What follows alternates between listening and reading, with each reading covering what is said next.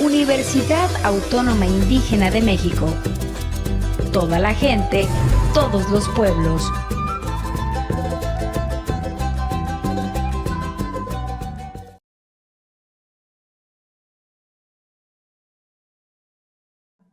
Buenas noches. Hola, buenas noches, maestra.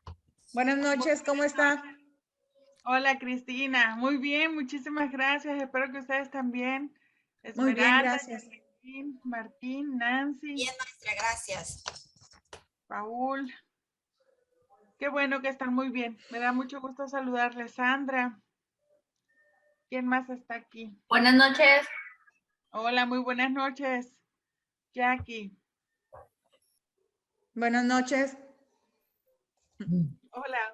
Bueno, pues me alegra mucho conocerlos, encontrármelos de nueva cuenta otra vez en esta asignatura que es muy bonita. Fíjense que generalmente ubicamos el tema de los mecanismos alternos de solución de conflictos con el tema penal, ¿no? Y sobre todo porque con la reforma constitucional que se dio precisamente para el cambio de modelo punitivo en nuestro país, pues hace énfasis precisamente en el tema de los mecanismos alternos de solución de conflictos, ¿no? De hecho, hasta antes de la apertura de juicio, se puede plantear un mecanismo alterno de solución de conflictos, siempre y cuando el Ministerio Público no ponga oposición y las partes estén de acuerdo, ¿no? Entonces, eso facilita mucho el que las partes pudieran llegar a un arreglo sin llegar al caso a tenerse que determinar una resolución por parte de un órgano jurisdiccional. Pero el punto es que en materia penal, particularmente en materia penal, los MASC, los mecanismos alternos de solución de conflictos, no han tenido una muy buena recepción, que digamos. ¿Por qué? La gente sigue pensando que si el agresor no pisa la prisión, no hay justicia, ¿no? La gente sigue pensando que si la persona no llega a prisión, no hay justicia. Entonces eso pues ha debilitado en mucho el tema de los mecanismos alternos. Y claro, esto es un tema también cultural. ¿Cuántos años tenemos entendiendo y conociendo la justicia penal de esa manera? ¿No? Muchísimos años, siglos inclusive, donde para nosotros la justicia penal se materializa con la imposición de una pena y con la privación de la libertad de la persona, ¿no? Pero el tratar de llegar a un arreglo, el que las partes lleguen a un arreglo por sí mismas, eso ha sido muy nuevo para nosotros, ¿no? Y no ha sido, les digo, por parte de gran parte de la sociedad, no ha sido bien recibido estos modelos, ¿no? Tenemos diferentes formas, mecanismos alternos de solución de conflictos. La clase pasada veíamos algunos de ellos, veíamos la autotutela o la autodefensa, ¿recuerdan? Y que es la posibilidad de que tú mismo defiendas tus derechos. Y esa fue la primera forma de manifestación de las posibilidades que tiene el hombre para la defensa de sus derechos. Después vino la heterotutela. La heterotutela implica que ya no voy a yo directamente a negociar con el otro, ya no voy a llegar a un arreglo de manera directa con el otro, sino que va a haber un mediador o en todo caso, conciliador o un árbitro o un juez quien va a estar ahí, un tercero, pues, ¿no? Ojo, la negociación es directa. Sandra y yo negociamos, tenemos un conflicto, Sandra y yo negociamos, llegamos a un arreglo, a un acuerdo y ahí terminó el conflicto. Con la mediación, con la conciliación y con el arbitraje necesitamos de la intervención de un tercero. ¿Cómo decirlo? El nivel de intervención que tiene ese tercero es lo que hace la diferencia entre un mediador, un conciliador y un árbitro. ¿Identifican cuál es la gran diferencia entre un mediador, un conciliador y un árbitro?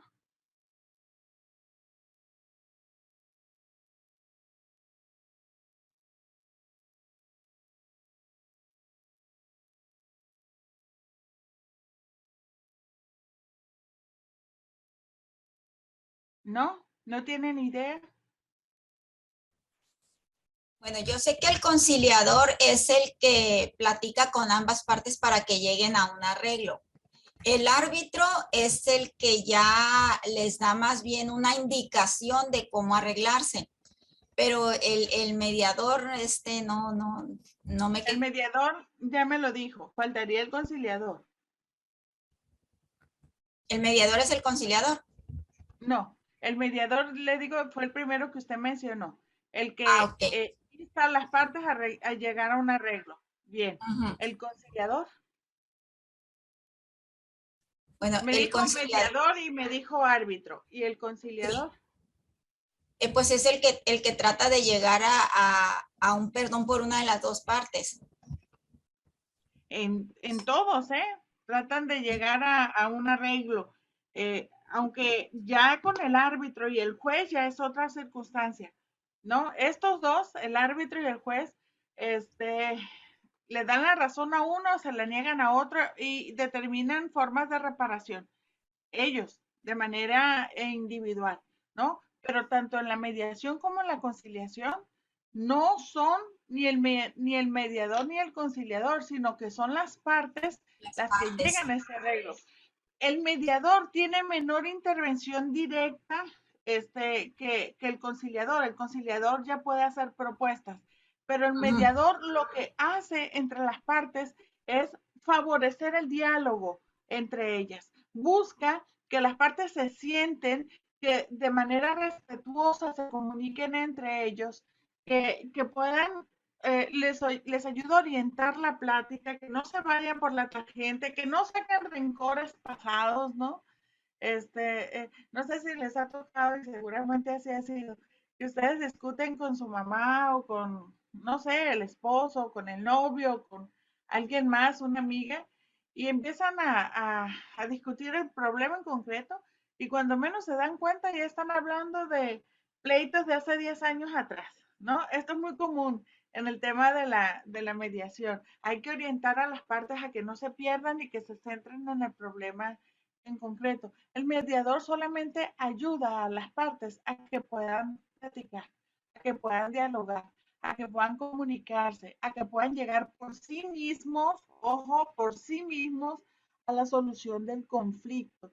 El mediador no les dice cómo va a arreglar el conflicto. El conflicto lo determinan cómo se va a arreglar las mismas partes. ¿Me explico?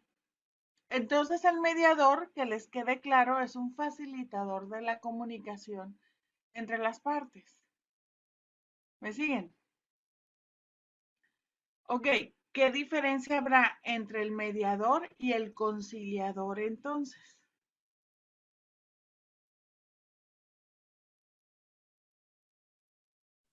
El conciliador les sugiere.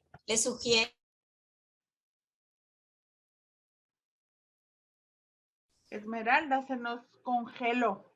Otra vez, el mediador, El perdón, mediador hace el sugerencia a las partes de cómo pudieran llegar a un arreglo. sí, el conciliador, ojo, busca proponer a las partes una solución. Ojo, las propone, no las impone las soluciones, las propone, ¿no? Las sugiere. Invita a las partes a llegar a la solución del conflicto, pero finalmente serán las partes quienes determinan si llegan a esa solución o no a través de ese acuerdo que les propone el conciliador. ¿Se dan cuenta? Aquí tenemos una gran primer diferencia. El mediador no propone soluciones, solamente facilita la comunicación interpartes. Acá, el conciliador sí hace una propuesta de cómo solucionar el conflicto, además de que facilita también como el mediador la comunicación entre las partes. ¿Y la diferencia con el árbitro? El árbitro ya termina imponiendo una solución al problema. Es correcto, Esmeralda. El árbitro, ojo, después de escucharlos, después incluso puede ser un perito en alguna materia, ¿no? Después de escucharlos, después de valorar ciertas circunstancias, Y tiene que ser sobre todo, ojo, una persona que conozca de derecho, ¿no? Para poder dar una resolución, lo más cercana a derecho. Que hay veces que el árbitro no siempre es un conocedor del derecho, ¿eh? Hay partes que eligen árbitros civiles de personas que no tienen este conocimiento del derecho, pero que confían en esas personas por su ecuanimidad, por su neutralidad, por su imparcialidad, ¿no? Y deciden que se someterán a la decisión que tome ese árbitro. Es como un juez, pero sin ser juez. ¿Me siguen? La obligación, perdón, la determinación que tome ese árbitro será obligatoria para las partes. Y yo les recuerdo a ustedes que podemos llevar un laudo arbitral. El laudo es la resolución. El laudo se convierte casi como en un título ejecutivo y lo podemos exigir su ejecución en los tribunales. ¿Qué quiere decir esto? Que si Margarita y yo decidimos que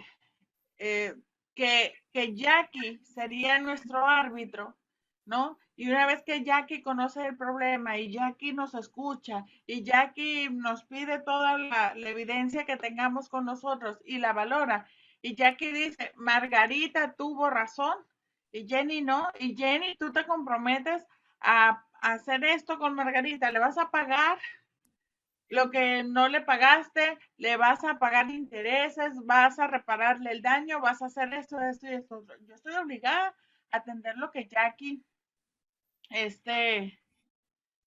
me establece, me explico, como árbitro. Yo estoy obligada. Ah, pero ¿qué tal si no lo hice, Margarita? ¿Qué puede hacer usted contra ese, digamos, laudo que no cumplí?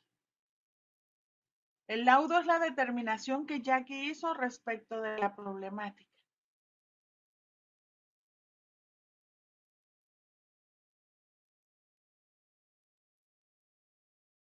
¿Puede repetir la pregunta, maestra, por favor? Sí, si yo incumplo el laudo que usted emitió, Jackie, respecto del problema entre Margarita y yo, ¿qué puede hacer Jackie? Perdón, Margarita. Pues acudir a los tribunales y exigir el cumplimiento. Exactamente, exigir la ejecución del laudo arbitral, ¿no? Es decir, que ya no sea Jackie, sino un juez quien me ordene que yo cumpla con lo que Jackie resolvió. ¿Se dan cuenta? ¿Y cuál sería entonces la diferencia entre el árbitro y el juez? Que el juez debe conocer de derecho y debe tener ese nombramiento de juez. Sí, y tiene una competencia en materia, en territorio, ¿no? Por cuantía. Es muy diferente un juez a un árbitro. Un árbitro no necesariamente es un abogado. Puede ser cualquier persona. De hecho, muchos conflictos, sin saberlo, los papás nos convertimos en árbitros de los conflictos que surgen entre los hijos. Por ejemplo, ¿no? El papá es el que le da la razón a uno, se la niega al otro y los hijos se adhieren a lo establecido por el padre. Están realizando una labor de arbitraje sin saber lo que están haciendo arbitraje.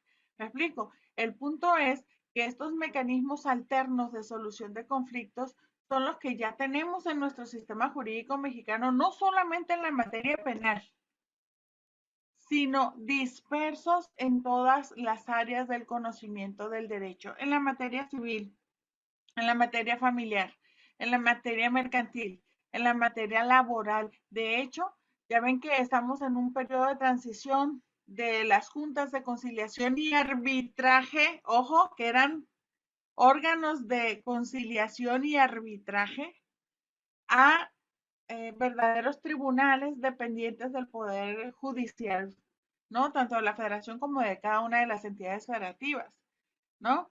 Pues a pesar de que se transitó de los MASC en materia laboral a los tribunales, ese tribunal, para poder acceder a él, vamos a tener que plantear nuestro conflicto ante un MASC.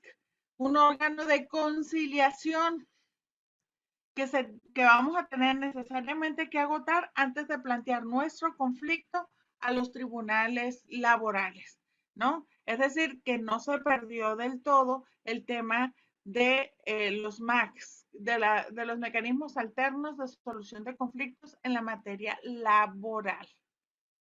¿Me siguen? Va a ser obligado. Yo no voy a poder plantear un caso ante el tribunal laboral si no lo planteé antes ante este centro de conciliación en materia laboral. ¿Me explico? Ahora yo les pregunto a ustedes, ¿ven beneficios en este tipo de mecanismos alternos, Yami?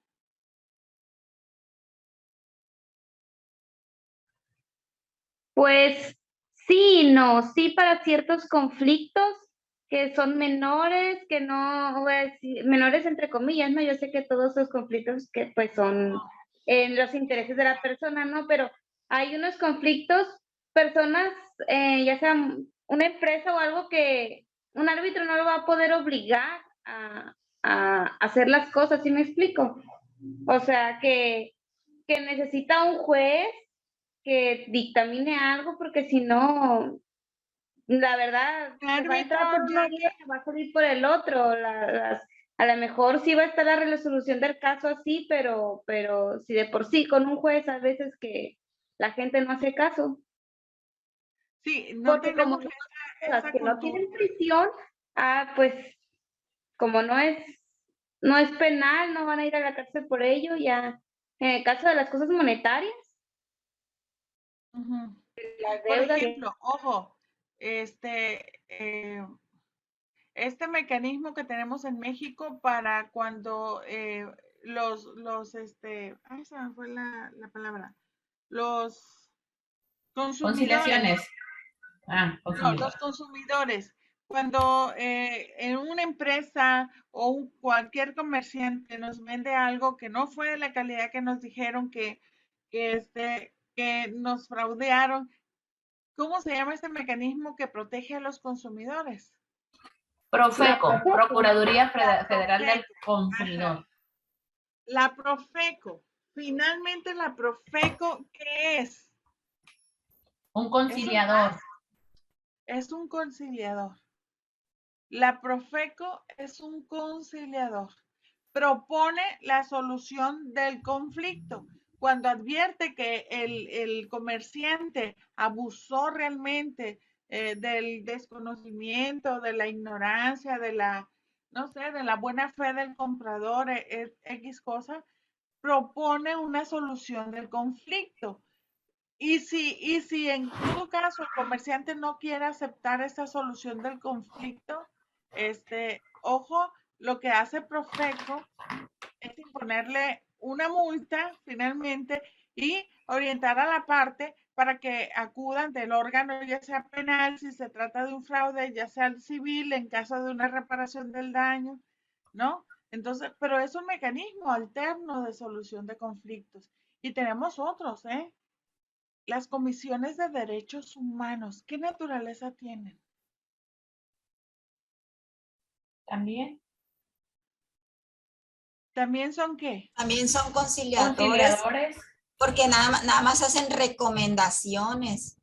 Exacto, Esmeralda. Por eso se pide a la autoridad que acepte o no acepte, ¿no? Porque uno de los aspectos básicos para que estos mecanismos puedan aplicarse recae necesariamente en la voluntad de las partes, ¿no? Si yo no estoy de acuerdo con conciliar, no me pueden obligar, ni el Ministerio Público, ni el juez administrativo, ni el juez civil, ni el juez familiar, nadie. Sí, claro, por ejemplo, en materia laboral yo les decía hace rato, necesitamos pasar necesariamente por el centro de conciliación. Ok, voy a pasar, pero no quiero conciliar. Entonces simplemente manifiesto que no quiero conciliar y me voy al tribunal. ¿Me explico? Pero para que los MASC realmente tengan fuerza, se apliquen y tengan el efecto que por ley se les establece, necesita que ambas partes estén de acuerdo en acatar lo que los compromisos que generan, ¿no? Maestra, y cuando, Mande. cuando, por ejemplo, hablando de la Profeco, cuando vas o cuando tratas de conciliar, pero una de las partes no está de acuerdo en la conciliación, no es justa, pues la conciliación es tendenciosa regularmente hacia aquel que tiene más poder, en este caso es el empresario. Le digo porque me pasó algo en la Profeco. Le vendieron un teléfono a mi esposo que no servía, o sea, el teléfono funcionó 3 días y el teléfono estaba bloqueado porque creo que no había pagado esta persona el teléfono o algo así. Entonces, no podía cambiarse el chip a ninguna compañía porque el teléfono tenía ese adeudo. Entonces, pues yo dije, pues hay que ir a la Profeco porque se supone que está para proteger al consumidor, que debe estar a favor del consumidor. Pero después de varias audiencias, no llegó a nada. Simplemente quería el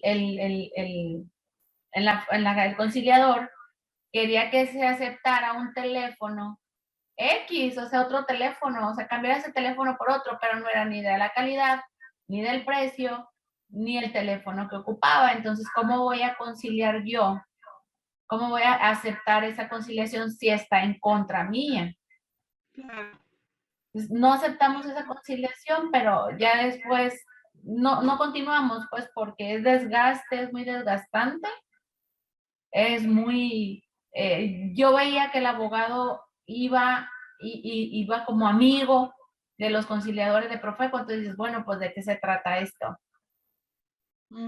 Ahí, Sí, ahí había un conflicto de interés, por lo que advierto, Jackie, ¿no? Y no fue neutral, no fue justo el conciliador, ¿no? Así es. Tomó una determinación en contra de ustedes, ¿no?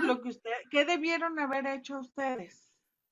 De haber tenido la paciencia, de haber tenido el tiempo, de haber tenido el ánimo, ¿qué debieron haber hecho? Pues debimos haber acudido al órgano correspondiente, en este caso, no sé qué, ajá, pero no sé ya qué. De control.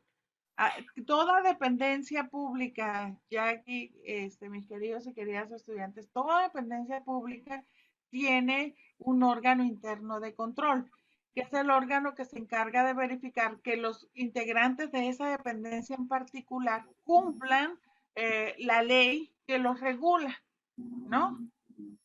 Contra una contraloría, pues. Pueden Ok. quejarse ahí en la Contraloría, pero también pueden ir a las comisiones de derechos humanos, que las comisiones de derechos humanos tienen como finalidad verificar que las autoridades se ajusten a las atribuciones que la norma les da. Yo estuve hablando a Culiacán, a la Profeco Culiacán directamente con el encargado de la Profeco a nivel estatal, pero igual, o sea, eran las mismas, pues, y yo fue tan desgastante decir, bueno, pues gastas más tiempo, dinero, esfuerzo en estar tratando de arreglar el problema. Y eso sucede, pues, la gente, por eso no tenemos esa cultura de la denuncia o de la demanda, porque los órganos o las instituciones no permiten, o sea, te ponen mucha traba y no te orientan. Ellos debieron habernos orientado. Y porque nosotros decíamos, bueno, ¿sabes qué? Pues regresa el dinero, está el aparato ahí, regrésame el dinero y yo me compro otro equipo como el que te compré a ti, pero que no funcionó. Pero eso era lo que no querían. Ellos prefirieron pagar la sanción que supuestamente la Profeco les iba a imponer, pero pues ellos se arreglan, ¿no? Ese es el problema, que hay corrupción y no se cumplen con las leyes. Sí, Jackie, y eso desmoraliza a cualquiera, definitivamente. Eso le quita los ánimos a cualquiera, hasta nosotros que somos abogados y que conocemos particularmente ese tipo de cuestiones. Definitivamente, el hecho de que los mecanismos alternos de solución de conflictos ya estén regulados por ley en todas las áreas del conocimiento no indican de suyo su efectividad. Es necesario que tengamos servidores públicos enamorados, con vocación en lo que hacen, que realmente sean servidores públicos que entiendan la importancia de su labor, que son un eslabón para la obtención de justicia, que son un punto necesario para efecto, uno, de despresurizar la carga que tienen los tribunales, porque esta es una realidad, ¿no? Es increíble, pero juicios todavía de 10, 15 años se siguen dando. Juicios que llevan muchísimo tiempo, y acuérdense que hay un principio de justicia que dice, justicia retardada es justicia Negada. denegada, exactamente. Justicia retardada es justicia denegada, ¿no? Y se crean los más porque dicen, bueno, es que es un mecanismo rápido, sencillo, para que las partes se arreglen, ¿no? Y sobre todo que lleguen a un punto en que a lo mejor, que si eran amigos, puedan volver a recobrar esa amistad. Y sí, miren, tienen esta labor tan bonita los más, que realmente deberíamos de aplicarlo. El problema es que no hemos generado una cultura de conocimiento ni de respeto sobre este tipo de mecanismos, ¿no? Fíjense, y es verdad, porque ¿qué pasa cuando llevas tú un caso ante un juez? No sea en la vía civil, en la mercantil, en la laboral, o en la vía penal. ¿Qué pasa cuando llevas un caso tú ante el juez? Prácticamente todo el procedimiento está en pique con la otra parte, ¿cierto? No estás ahí para mediar, no estás ahí para negociar, no estás ahí para llegar a un arreglo. No, es mostrar cada uno sus pretensiones, tratar de convencer al juez de que yo tengo la razón, no, yo tengo la razón, y entonces que el juez le dé la razón a uno, se la niegue al otro, ¿no? Y emite el juez la sentencia y ya se desconecta. No le importa saber si siguieron enemistados, si se arreglaron o no, que generalmente quedan enemistados, ¿no? Los más, por el contrario, buscan que sean las mismas partes quienes lleguen al arreglo, y sobre todo que reconozcan su nivel de culpabilidad. ¿Me explico? Que digan, ¿sabes qué? Discúlpame, me equivoqué, discúlpame, me ganó la emoción, discúlpame, no lo quise hacer, se me fue de las manos, lo siento, pero voy a hacer todo lo posible para que se te repare el daño, para que estés bien, ¿no? Y de esa manera, si no acabamos como amigos, por lo menos ya no como enemigos. ¿Me siguen? Y entonces, ¿qué tienes como producto final? Dos partes que por lo menos ya no salen conflictuadas hasta en tanto y en cuanto pague la otra, ¿no? Hasta en tanto y en cuanto se cumplan los acuerdos, ¿no? El punto es que no tenemos esa cultura en nuestro país. Esto se ha venido aplicando mucho en Europa, ha funcionado en otros ámbitos, ¿no? Y fue una muy buena idea implementarlos. El problema es que no ha habido ni la difusión necesaria para que la gente entienda que estos son mecanismos diferentes a la justicia que te da un juez, y que por tanto tiene consecuencias diferenciadas también, ¿no? Y que puedas tú llegar a entender que puedes mediar, llegar a un acuerdo con ese muchacho que se te metió a tu casa, que no llevaba armas, pero andaba buscando algo que robar para luego venderlo e irse a drogar o irse a tomar, ¿no? Es decir, puedes llegar al arreglo de decir, ¿sabes qué? Sí, yo lo perdono, vamos a dejar todo hasta aquí, pero necesito que te metas a rehabilitación, porque eres mi vecino. Entonces, si no lo haces, ¿cuántas veces más voy a tener que soportar que te metas a mi casa a ver qué tengo para que tú puedas seguir drogándote, ¿no? Pero fíjense lo importante, sobre todo en la materia penal, que es cuando realmente el Estado cedió parte de su jus puniendi, ¿no? De su derecho a castigar. El Estado cedió parte de su derecho a castigar, que es una de las materias más difíciles en las que pueda ceder el Estado. Y por supuesto en la materia fiscal, que ahí no cede nada el Estado. Pero aquí en la materia penal, fíjense, el Estado se dio parte de su derecho a castigar y dijo, ¿sabes qué? En ciertos tipos de delitos, las partes, las partes conflictuadas, doy la autorización de que puedan llegar a un arreglo y entonces le vamos también a limitar ese poder que tenía el Ministerio Público para la judicialización de los casos, ¿no?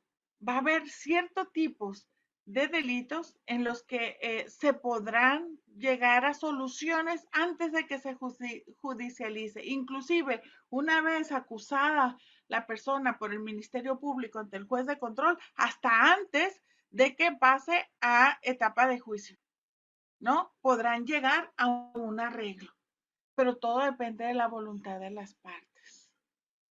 El problema también muchas veces, maestra, es que una de las partes es más fuerte, voy a decir, o tiene más relaciones o es más poderosa que la otra parte. Y es cuando ni siquiera los jueces de un tribunal te puede ser completamente imparcial a eso. Ahora un método de resolución de conflictos entre ellos es imposible que las dos partes actúen como iguales cuando una es más poderosa que la otra.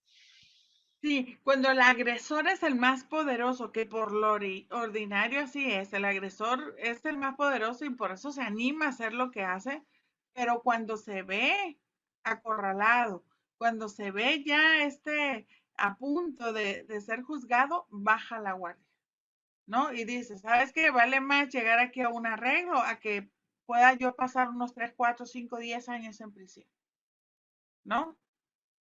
Ojo, entonces sí está funcionando, mi estimada Yami, pero no con la rapidez, no con la constancia que uno quisiera. ¿Me explico? Está dando pasos el sistema poco a poquito, pero los está dando. Y lo que sí es verdad, platicaba yo con un alumno que él está como mediador en en el centro de justicia, decía, sí frena, me decía, sí frena, de verdad que hay muchos arreglos aquí, el problema luego es que los cumplan.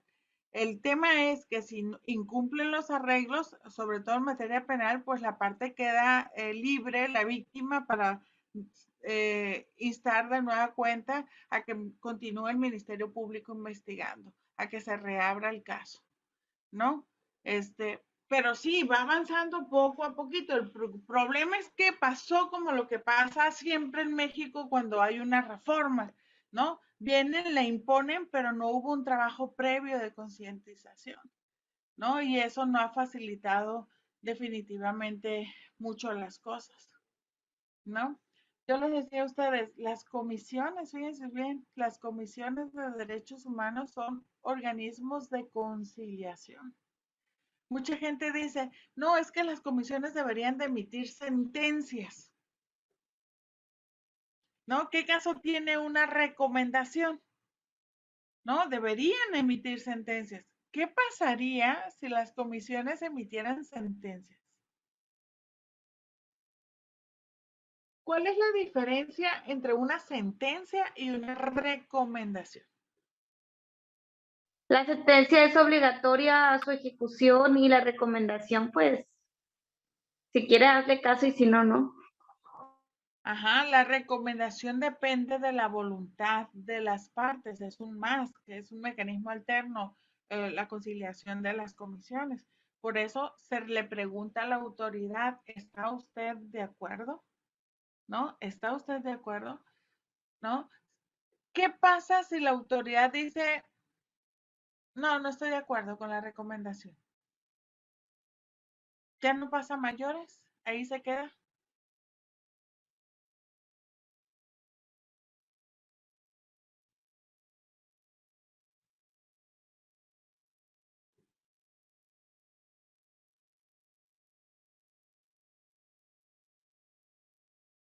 Paul.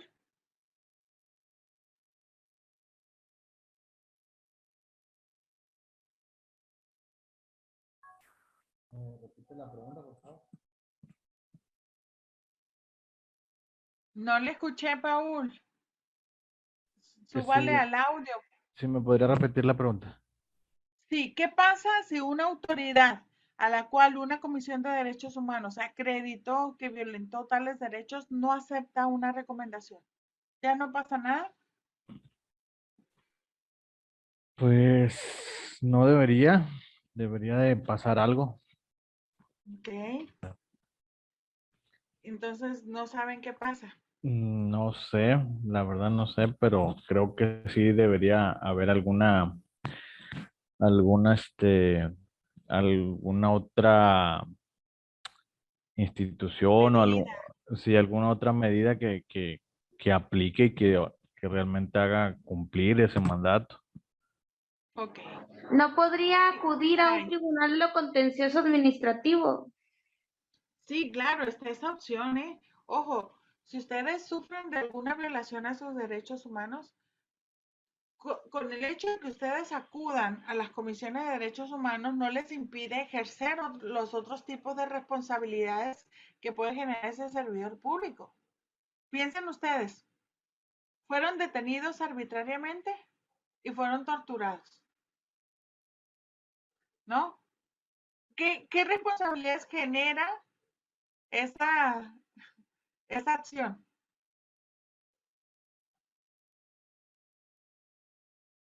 El ser detenidos arbitrariamente y el ser torturados. ¿Qué responsabilidad genera? Para empezar, creo yo, la destitución del cargo porque estás abusando, es un abuso de la autoridad, ¿no? Sí, una responsabilidad administrativa que le puede destituir del cargo al servidor público. Luego, una La destitución responsabilidad del por daño. una responsabilidad civil por reparación del daño. Sí, Yami, ¿qué más?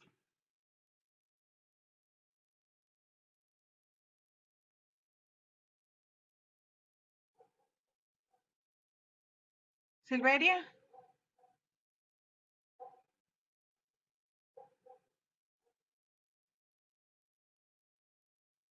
Yami, ¿está bien? Mande. ¿Está bien? ¿Yo? Sí, Sí. la veo muy cansada. Ah, no, no, pues es que llegué a trabajar y pues, en cuanto llegué barrida. Ah, pensé que estaba enferma, Yami. Le iba a decir No, desconecte, se vaya a descansar. De hecho, lo puede hacer si quiere, ¿eh? La veo de verdad muy, muy cansada, muy agotada. Entonces, si lo quiere hacer, no hay problema, ya ve que queda grabada la sesión, así que no hay problema, de verdad. no, Ok, sí, ya. ok. Una tercera posibilidad no sería penal en el caso de que fue torturado, pues está haciendo Claro, daños a la persona y pues depende, ¿no? Si es una lesión leve o claro, claro, ojo. Responsabilidad administrativa, responsabilidad civil, responsabilidad penal, responsabilidad por violaciones a derechos humanos. Es decir, que si yo acudo a una comisión a quejarme de ese policía que me detuvo arbitrariamente y me torturó, al mismo tiempo puedo ir al órgano interno de control, al mismo tiempo puedo ir ante un juez civil a requerir la reparación del daño y al mismo tiempo puedo ir a interponer una denuncia penal. Fíjense, ese servidor público puede generar diferentes tipos de responsabilidades con una sola acción, ¿no? ¿Y Por tanto, cómo se ajá, comprueba esa falta? Pues sí están los golpes. A veces los golpes que propinan que dan, los dan en ciertas áreas del cuerpo donde no se notan, donde no es fácil demostrar que fui agredida por un agente. ujú. Entonces, ¿cómo comprobamos? Porque ahí sí está la palabra de Sí, la persona abusada y está la palabra del agente. Ahí, ¿cómo me- procedería, maestra? se tienen que apoyar en mecanismos científicos, mi querida Jacqueline, ¿no? Fíjense, les voy a comentar lo que pasa muy comúnmente. Eh, Puede llegar una persona policontundida a la Comisión de Derechos Humanos, así fracturada de sus piernas, súper violentada, agredida físicamente. Y puede salir de la comisión sin una es sin una recomendación en su favor. Puede llegar una persona íntegra, sin un rasguño, con su cabello donde va, y puede salir con una recomendación donde se haya acreditado la existencia de tortura. ¿Por qué? Porque pueden argumentar que fue golpeado en otro lugar o que fue accidentado. No, tiene que haber la intervención de un especialista, un perito médico particularmente, ¿no? El perito médico ante la persona policontundida puede decir, sí, la persona, mira, está fracturada, la persona tiene hematomas en todo su cuerpo, se nota que que le pusieron chicharras, ¿no? Trae partes quemadas y demás, ¿no? La persona viene muy mal, pero no fue torturada por los agentes aprensores. ¿Por qué? Dice uno. Porque la data de las lesiones, ojo, la fecha de las lesiones es anterior a la fecha de la detención del sujeto. A eso me refería, maestra, Ok, de que el daño no lo habían propiciado los agentes. Porque exacto. así como hay agentes abusivos, también hay personas que quieren abusar o culpar a alguien de lo que no hizo. Exacto, Jackie, exacto, ¿no? Entonces, ojo, la fecha de las lesiones no corresponde con la fecha de la detención. O fue antes o fue posterior, pero no fue con la fecha que él aduce que fue detenido y torturado arbitrariamente, ¿no? Entonces, sí está muy golpeado, pero no corresponde la fecha y por tanto no le puedo imputar una responsabilidad a un policía porque no me dan, 1 más 1 no me da 2. Ahora, el sujeto que llegue intacto, sin un rasguño, y puede salir con una recomendación por tortura. ¿Por qué? Por tortura psicológica pudiera ser. Exacto, mi querida Cristina. Me pusieron una pistola en la cabeza, me dijeron que tenían a mi esposa, que me iban a violar a mi esposa y a mis hijos si yo no hacía tal cosa, ¿no? ¿Cómo demuestra? Un médico no, porque no hay evidencia física. ¿Quién tiene que demostrar la tortura psicológica? Pues un psicólogo Un psicólogo o un psiquiatra. o un ¿Cómo se psiquiatra. demuestra? Pues ¿Cómo se demuestra? aplicándole test o aplicándole alguna batería donde arroje el maltrato o el trauma, ¿qué es? Postraumático. Sí, el estrés postraumático. Estrés Esa es la postraumático. clave, mi estimada Cristina. Esa es la clave, el estrés postraumático, ¿no? La persona por fuera parece que no pasó nada, pero internamente la persona está viviendo un infierno solo de rememorar el evento, ¿no? El solo Entonces, ojo, pensar lo vuelve a revivir en ese momento una y otra vez, exactamente. aunque hayan pasado tiempo. Exactamente. Y fíjense que, wow, a mí me tocó, tuve la enorme fortuna cuando yo estuve dentro del servicio público, bueno, la enorme fortuna y a la vez no, porque a lo mejor me hubiera gustado no darme cuenta de esa parte eh, de lo que está sucediendo en nuestro país, en nuestro Sinaloa sobre todo. No, no saben cuántos expedientes he visto donde yo me cuestiono realmente porque somos así los seres humanos, ¿no? Porque tenemos esa capacidad de dañar al otro con esa hazaña, con esa frialdad. No saben ustedes cuántos expedientes me tocó ver donde incluso personas así en vivo, donde llegaban y los glúteos, literal, los glúteos, hagan de cuenta, este es el cuerpo de la persona, sus glúteos, ¿no? Desprendidos completamente, desprendidos así los glúteos de las personas, muchachos jóvenes y viejos, desprendidos. ¿Por qué Pero creen? los cortan o de los golpes que le dan. De los golpes, mi querida Cristina, con tablas con clavos. ¡Wow! Les desprenden prácticamente los glúteos y colgando la piel. Increíble. Y bueno, me ha tocado ver de todo. una cosa impresionante y yo me pregunto, wow, ¿hasta dónde los seres humanos tenemos esa capacidad de generar violencia contra los otros, hombre? Me explico. Y es entonces cuando también me cuestiono, ¿quién es más delincuente? ¿El jovencito que estaba de punto o que entró a robar esa tienda? ¿O el policía que teniendo el poder en sus manos, que teniendo armas en sus manos, hace ese tipo de barbaridades? Aparte, era Es un abuso de acto que autoridad. cometió el policía. Sí, la policía hace eso. Fíjense, qué impresionante. Yo recuerdo que cuando yo estudié la licenciatura, apenas ayer, no hace tanto, Ajá. cuando yo estudié la licenciatura, cuando veíamos los temas de tortura, yo pensaba que eran temas de, o sea, que pasaban en el siglo antepasado, ¿no? O sea, yo pensaba que eran temas históricos. La tortura no existía, señores, es el pan nuestro de cada día. Un día iba manejando y llego, veo pues que cambia el semáforo y me paro detrás de una patrulla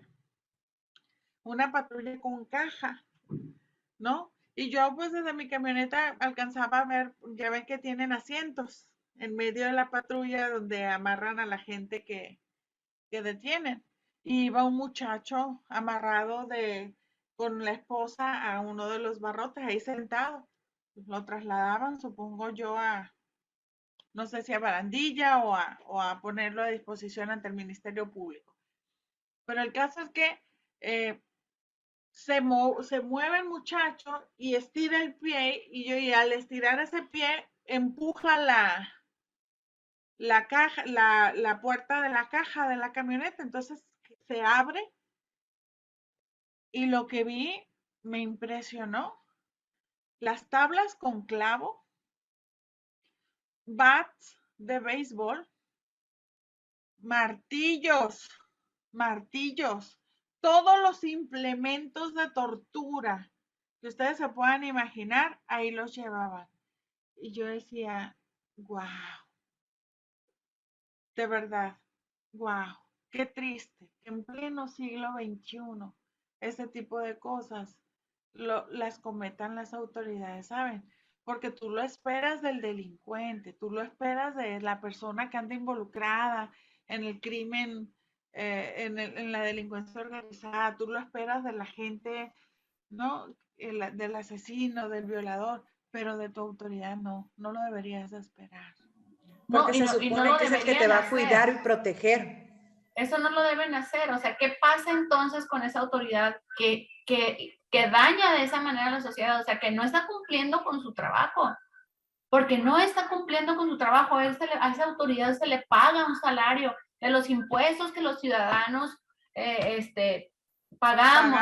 Pues, ¿cómo va a ser posible que tengamos a una bola de abusivos? Sí, porque me molesta mucho, me enoja mucho, me siento muy mal de escuchar esas cosas que está comentando.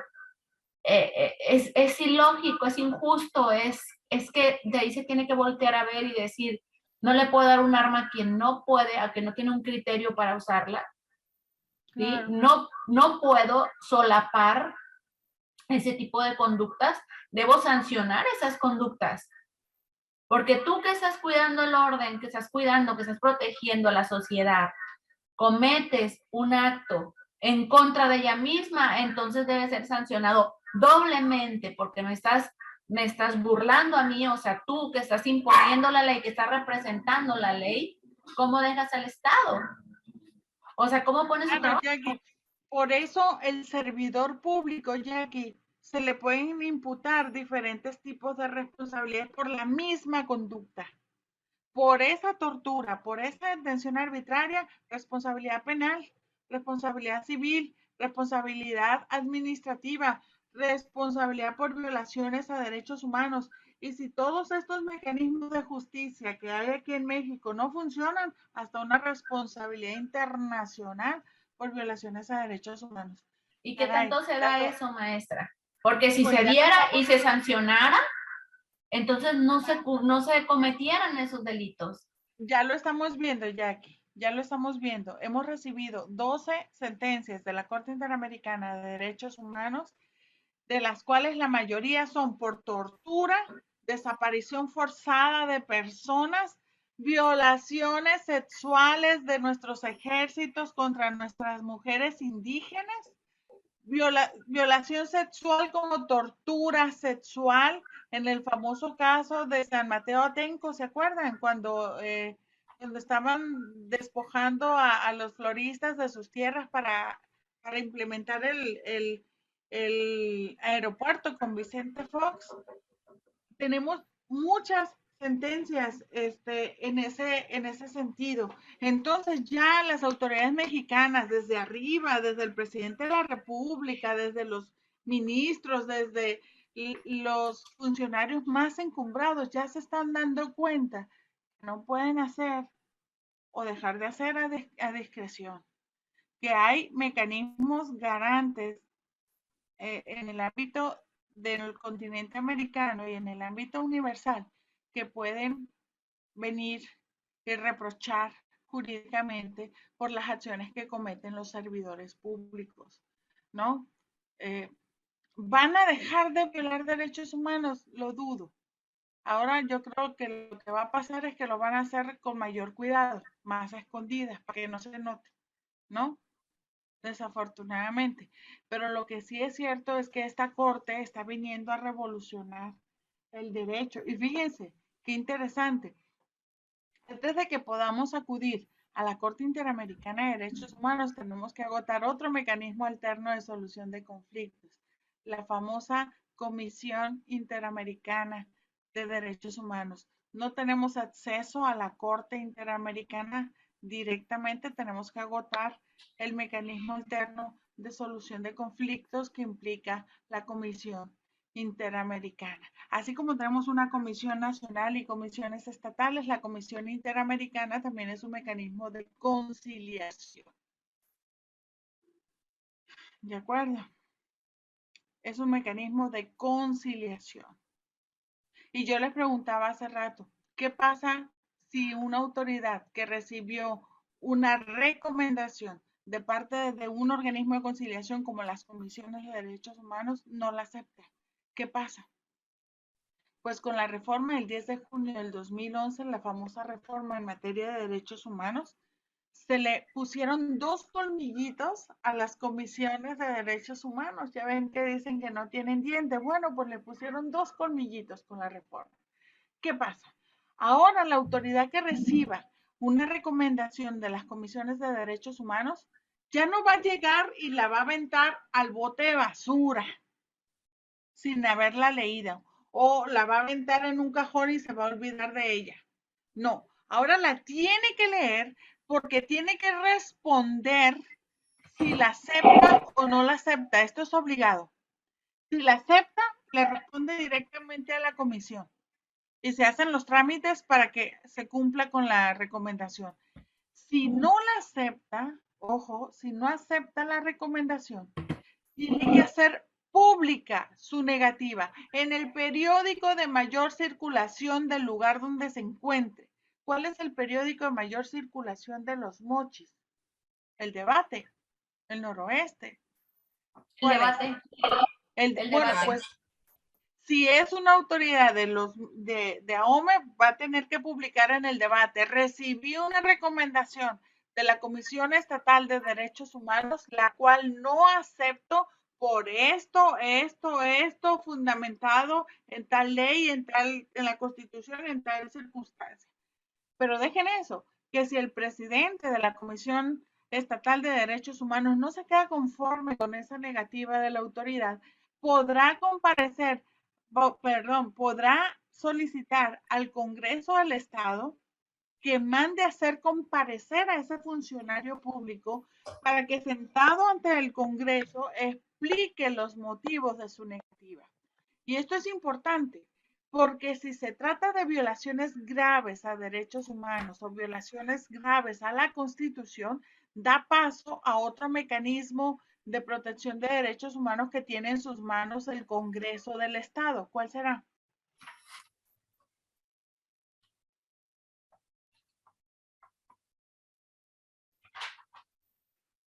A ver, maestra, díganoslo. no es la comisión del Congreso de Derechos Humanos. El Congreso tiene una comisión de derechos humanos, sí, Martín, Sí. pero ellos tienen, el Congreso en su conjunto, tienen una figura que poco se usa, eso es verdad, que poco se ha usado en México, pero tienen una figura para reprochar jurídicamente a un alto funcionario público por violar la Constitución o violar los derechos humanos. ¿Cuál es esa? No es la Comisión de Honor y Justicia. No, no son comisiones, ¿eh? No son comisiones. Es una figura, de hecho, es un procedimiento dentro del Congreso. De hecho, es un órgano jurisdiccional el que se crea dentro del Congreso. Ustedes me van a decir, ¿un órgano jurisdiccional? Sí. El Congreso tiene tribunales. El legislativo tiene tribunales.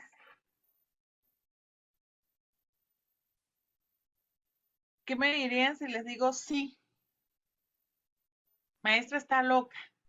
No sabíamos. Sí, fíjense, cuando se erige en juicio político, ojo, juicio político, la Constitución Política Nacional dice que las cámaras se constituyen como jurado de acusación o jurado de sentencia. Es decir, claro, teóricamente se convierten en tribunal para juzgar políticamente al alto funcionario público. ¿Me explico? No es que esté ahí el tribunal, así que lo podamos ver y ver a los jueces. No, no, no, no. La Constitución dice que se erigen como tribunal para juzgar políticamente a los altos funcionarios públicos. ¿Qué artículo, maestra? El del juicio político, si mal no recuerdo, Jackie, es el 109 de la Constitución Política 109. Nacional.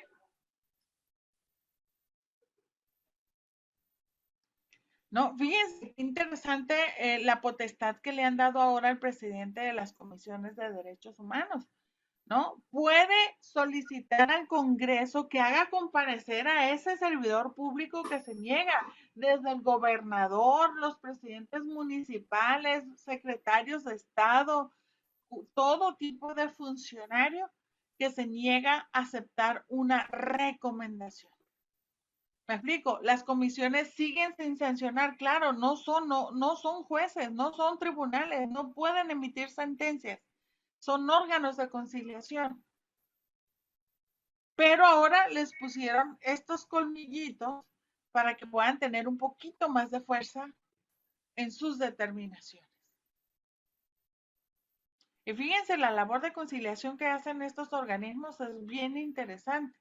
¿Sabían ustedes que varias de las sentencias que tenemos hoy día por la Corte Interamericana de Derechos Humanos, la Comisión Nacional de Derechos Humanos o las comisiones estatales han sugerido a las víctimas que saquen el caso cuando se han dado cuenta que aquí ya no van a lograr nada? Que lo lleven. Si el caso de Ayotzinapa, caray, ese caso ya debería estar siendo estudiado por la Comisión Interamericana de Derechos Humanos. ¿O no?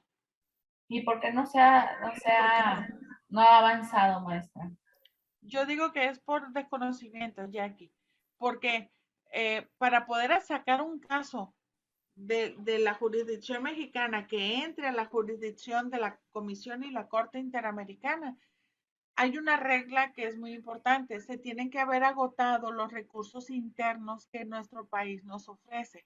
¿Cuáles son los recursos internos que nuestro país nos ofrece? Pues todos los procedimientos habidos y por haber para plantear el caso de los muchachos, que en este caso sería pues, el procedimiento penal, luego la apelación, luego los tribunales federales a través del amparo, la revisión, ¿no? Haberse agotado todos, incluso las comisiones de derechos humanos, ¿no?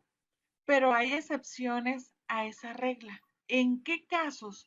Sin haber agotado todos los recursos internos que yo tengo para plantear una solución a mi caso, para que me den una solución a mi caso, puedo salir y plantear mi caso ante la Comisión Interamericana. Hay tres 3 excepciones. Una, fíjense ustedes, dilación. Dilación. ¿Cuántos años tiene el caso? ¿Cuántos años tiene que mataron a los muchachos y los desaparecieron? ¿Cuántos años? Ya vamos casi para 10 años. Y le digo que probablemente es desconocimiento, Jackie, porque si supieran de derecho internacional, a lo mejor ya hubieran llevado el caso ante la Comisión Interamericana. ¿Por qué la dilación los consideran estos órganos internacionales? Porque es como obstaculizarte el acceso a la justicia. Si bien es cierto, ya tienes planteado el caso, ojo, pues no hacen nada. O si no hacen, no avanzan, pues no se ven avances. Entonces acuérdense, justicia retardada es justicia denegada. ¿No? Entonces fíjense, por dilación. 2, cuando no existe el recurso para hacer valer ese derecho aquí en México. Por ejemplo, la tipificación, por ejemplo, la tipificación de la desaparición forzada de personas es muy reciente en nuestro país, Jackie. Antes de que se tipificara como delito, prácticamente no había recurso para poder exigir la sanción de esa conducta por un servidor público. ¿Me explico? Entonces, cuando no existe el recurso aquí en México para exigir que se castigue a los responsables por violarme un derecho humano, entonces voy directo al sistema interamericano. Y cuando habiendo el recurso, tercera excepción, cuando habiendo el recurso, me oponen, además de las prácticas dilatorias, excusas o evitan que yo pueda hacer valer el recurso, ¿no? Lo que le pasó a Rosendo Radilla Pacheco cuando lo desapareció el ejército en 1974, ¿no? Que la familia interponía la denuncia ante el Ministerio Público Federal y la remitía por incompetencia al Ministerio Público Militar. Y el Ministerio Público Militar, que creen, nunca encontró evidencia de que sus militares hubiesen desaparecido al señor Radilla Pacheco y archivaba el caso. No encuentro evidencia, no hay prueba alguna, archivaba el caso. ¿No? ¿Y qué pasaba? Pues habiendo el recurso, la familia no podía acceder a la justicia. ¿Me explico? Entonces ahora ya lo saben.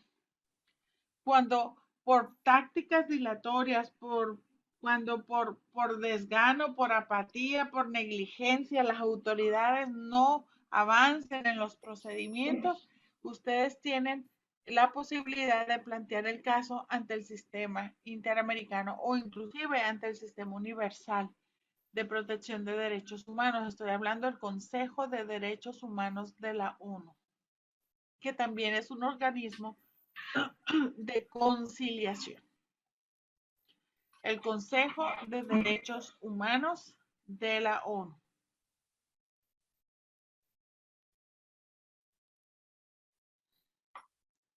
Antes de continuar, oigan, recuérdenme, ¿cuándo termina la asignatura? El 22 de diciembre. El próximo miércoles, el día de mi cumpleaños. Les aviso para que traigamos feliz pastel. cumpleaños. Sí, no, el miércoles. Lo vamos a compartir, porque yo cumplo el 20. Mira. Pues cada quien un trozo de pastel la próxima clase. Trozo de pastel y celebramos virtual. en forma. Ok, ¿tenemos clase ese miércoles? Sí. ¿O cerramos esta? Sí. Tenemos clase el próximo miércoles 22. Es la última clase. La última clase. Oigan, pero si nos quiere dar más, casi nada de actividad en plataforma. Y eso me preocupa. Todo lo que viene en la plataforma lo vamos a resolver así, maestra. Yo me detuve un poquito para esperar las indicaciones que nos iba a dar. Tal cual. Sí, Si no con puros, con los PowerPoint, como viene ahí específicamente, todo así. Sí, sí, es correcto, ¿no? Muy bien. Pero no lo dejen hasta el final, por favor, no lo dejen hasta el final, porque si no, no van a pasar una bonita Navidad, se van a ir con el tema de los trabajos, entonces no vale la pena. Pues ahorita Este, lo que quisiéramos es cerrar semestre, maestra, porque ahorita estamos cerrando semestres y está bien cargadísimo el trabajo. además de esta asignatura, ¿cuántas más llevan en conjunto? Juntas. No, una nada más, maestra, pero sí, la verdad, la asignatura pasada estuvo bien cargada, pero bien cargada. Entonces, si no nos dio como que oportunidad y luego a veces nos dejaban una semana sin clase y ahí nos reponíamos, pero tenemos ya la tercera clase que llevamos consecutiva sin un descanso. Entonces ahí sí se nos fue juntando un poquito, pero pues a Yo mí me no me ref- importaría comerme las vacaciones con tal de no estar tan a la carrera. yo me refería al área laboral, maestra, al trabajo, Claro. de que sí hay mucho trabajo ahorita y la verdad sí es muy complicado porque le tienes que dar prioridad pues al trabajo, ¿no? A las dos cosas, pero a veces no alcanza. Dice, bueno, tengo que sacar el trabajo y luego saco lo mío. Pero lo mismo que dice Esmeralda, o sea, si hay que trabajar en las vacaciones, pues hay que hacerlo, ni modo. Ok, ¿recuerdan el caso de Lidia Cacho? Ya les comenté ese caso. No.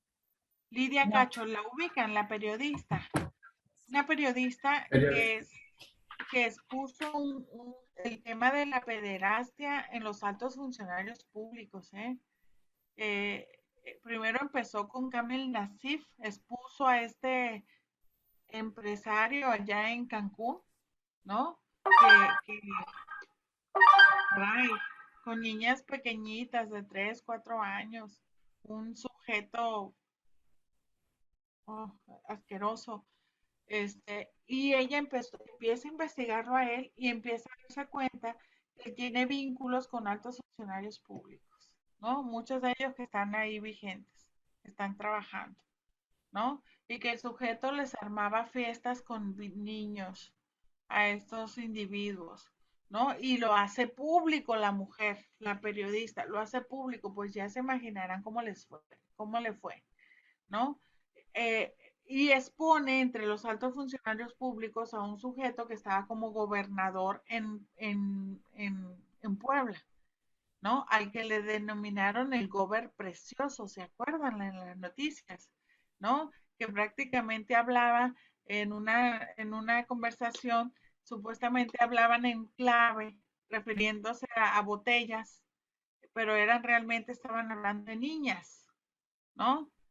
Pero decía, yo quiero la botella así, ¿no? Y les daban señales, pero se referían a niñas.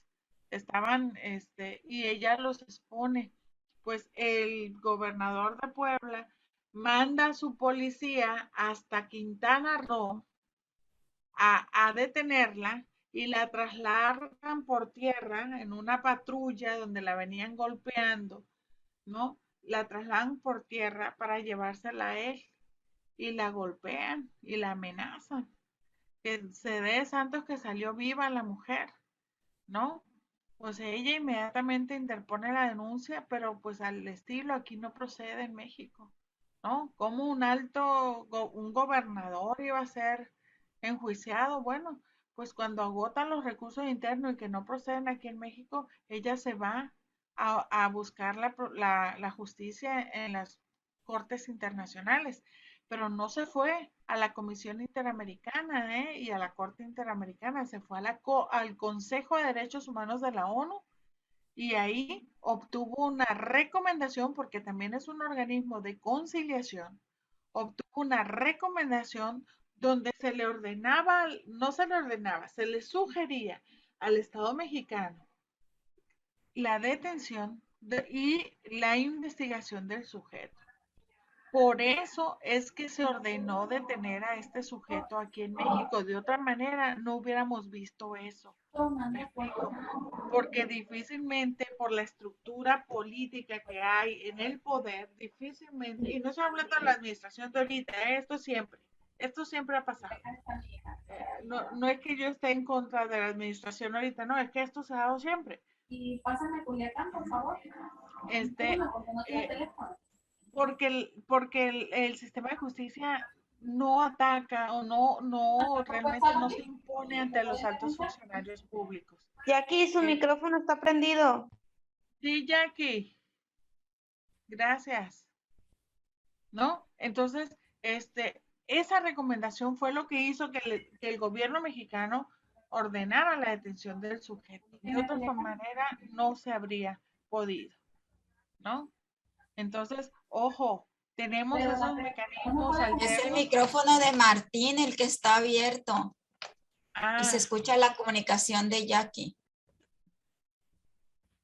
vaya. Gracias, Esmeralda. Pues fue gracias a esos mecanismos alternos. Perdón, maestra, ¿qué se escucha? Sí, una llamada se escuchaba de fondo.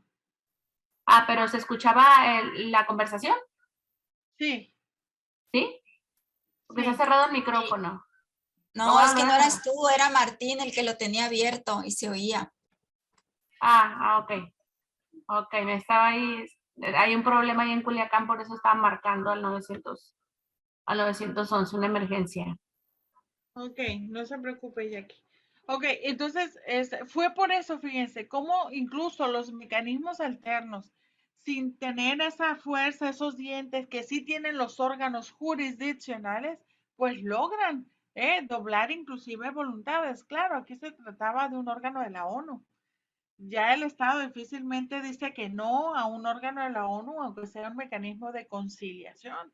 No, pesa y mucho pesa estos mecanismos. Por eso, ante la pregunta que hacía Jackie al inicio, maestra, ¿y qué podemos hacer contra esos servidores públicos? Bueno, pues agotar todas las instancias y, de ser posible, irnos directamente a los mecanismos internacionales que están ahí y que saben que mucha gente piensa que están muy distantes de nosotros, pero estamos tan distantes como lo estamos de nuestro celular o como lo estamos de nuestra computadora. Si ustedes se meten a la página de la Comisión Interamericana de Derechos Humanos, ahí les dice con peras y manzanas cómo poner una petición ante la comisión para hacerle llegar una noticia de violaciones a derechos humanos. Fíjense, así de simple. Solo necesitamos acercarnos y conocer un poquito de estos mecanismos para que, si los mecanismos internos de nuestro país no funcionan, podamos optar por los mecanismos internacionales, ¿no? El Seguramente problema sobre también eso. es que es inaccesible para muchas personas de escasos recursos, porque el que todavía el de clase media puede darse el lujo de hacer esas vueltas, de ir a Culiacán, a otra parte, pero el que vive en rancho, que no tiene ni para la semana, no puede hacer esas vueltas, se le niega la justicia por falta de dinero. Ya me se sorprendería. A nivel interno sí lo entiendo, pero sabe que la mayoría de las sentencias de la Corte Interamericana son de gente muy humilde, muy pobre. ¿Sabe quién toman los casos? Las organizaciones civiles, colegios de abogados, gente que está involucrada con la defensa de los derechos humanos y sin cobrarles un solo peso. Ellos son quienes les hacen todas las gestiones. Claro, al final, cuando obtienen una sentencia reparatoria y sobre todo en el tema económico, ya ellos cobran gastos y costas, ¿no? Pero de inicio son las ONG quienes han sacado el caso al sistema interamericano cuando han visto que a nivel interno no se puede hacer mayor cosa. Yo los voy a dejar para que descansen. Nos vemos el próximo miércoles. Entonces, para cerrar, por favor, trabajen en esta semana para que se vayan a descansar sin pendientes y tomen sus vacaciones igual sin pendientes y me dejen a mí trabajando, calificándoles. Ándele, pues. ¿Les parece bien? Les mando un fuerte abrazo. Yami, descanse. Está muy cansada, se ve muy, muy cansada. Muchas gracias, maestra. Buenas noches. Pasen Gracias, muy buenas buenas noches, que maestra, descanse buenas Hasta el también. noches. miércoles. Hasta luego. noches. Bye. Hasta pronto.